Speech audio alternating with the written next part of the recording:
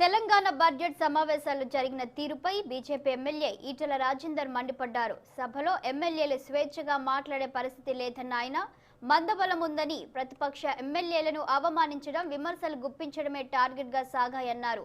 Budget సగానికి పైగా లెక్కలు తప్పుల తడకగా ఉన్నాయన్న ఈటెల, రానున్న ఎన్నికల్లో కేసీఆర్ తెలంగాణలో గెలిచే పరిస్థితులు లేవన్నారు. ఎప్పుడు ఎన్నికలు వచ్చినా బీజేపీ రెడీగా ఉందన్న ఆయన 2024లో ప్రభుత్వం ఏర్పాటు చేస్తుందని ధీమా వ్యక్తం చేశారు.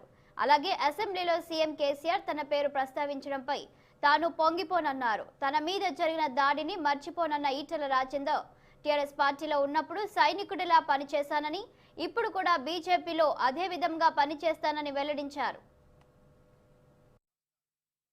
సమావేశాలు నా 20 సంవత్సరాల చరిత్రలో ఇంత తక్కువ దినాలతో ఎప్పుడు జరగలేదు.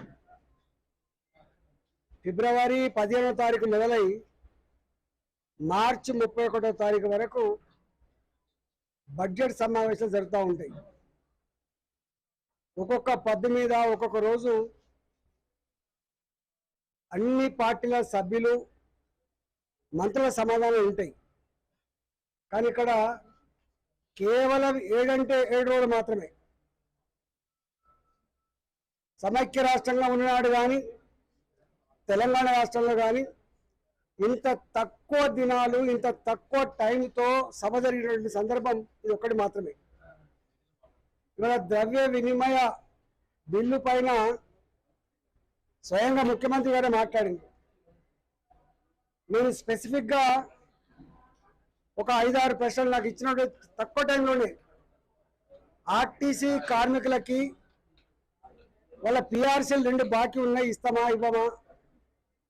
మహిళా సంఘాలకు గత 4.5 సంవత్సరాలుగా